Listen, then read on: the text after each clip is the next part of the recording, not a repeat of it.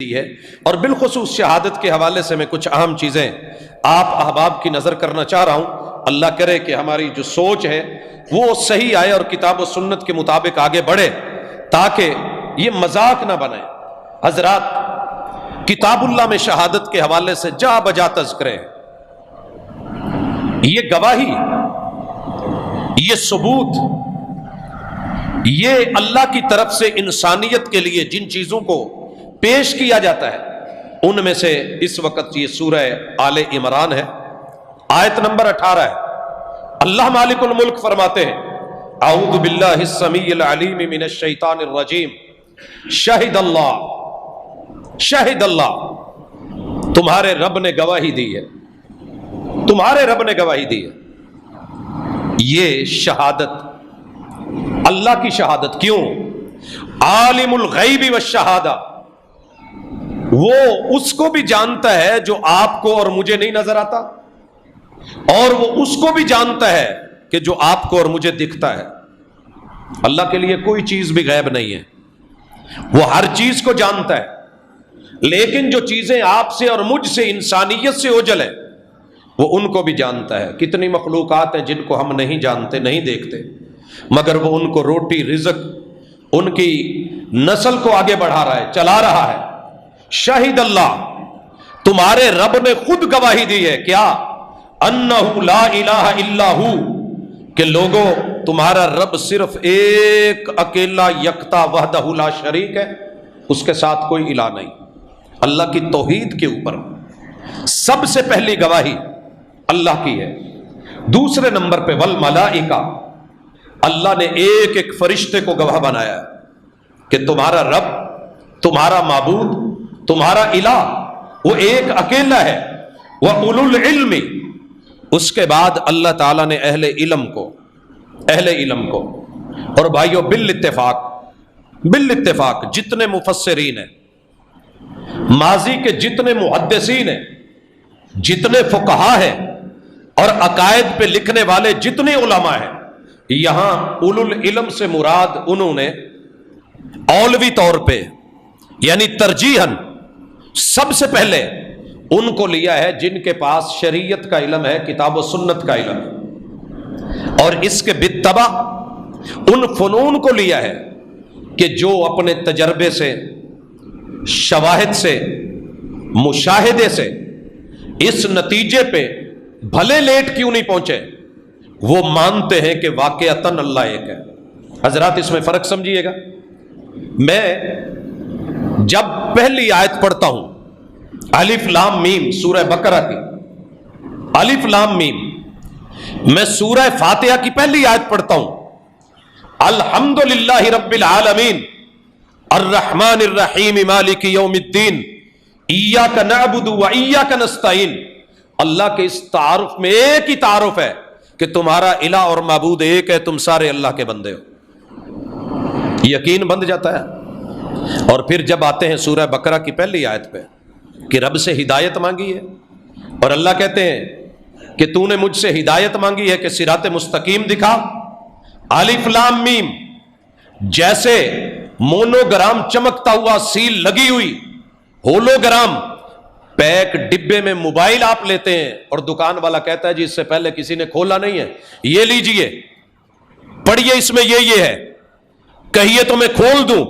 اللہ کہتے ہیں تو نے ہدایت مانگی ہے، الف لام میم کو میں گواہ بناتا ہوں، ساری دنیا کے علماء مل کے اس الف لام میم کو کھول نہیں سکے، حتیٰ کہ وقت کے پیغمبر نے بھی اس کا ترجمہ نہیں بتایا، فرشتے کو علم نہیں، ہم نے جبریل امین کو صرف حرف دیے، وہ حرف لے کے یہ لکھا ہوگا کہ واللہ اعلم بمرادی، اس کی مراد سے اللہ ہی واقف ہے۔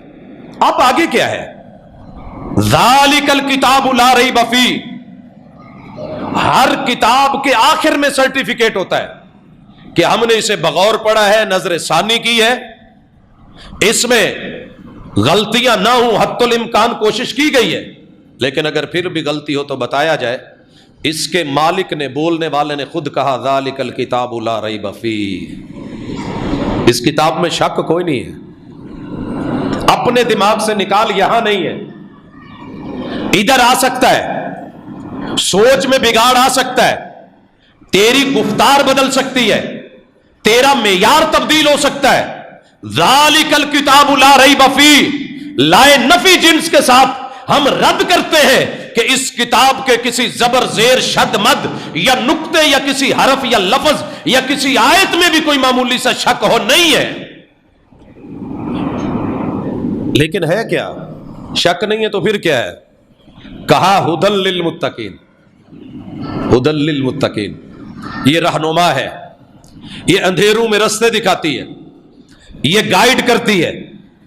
جیسے گوگل سے پوچھتے ہو میپ دیجئے کہ یہ گلی کون سی ہے, کہاں جانا ہے, لوکیشن کیا ہے, تو نے صراط مستقیم مانگا ہے, یہ تجھے سیدھے سیدھے رستے پہ لوکیشن دیتا جائے گا, جہاں سے دائیں بائیں ہوگا یہ تجھے روکے گا.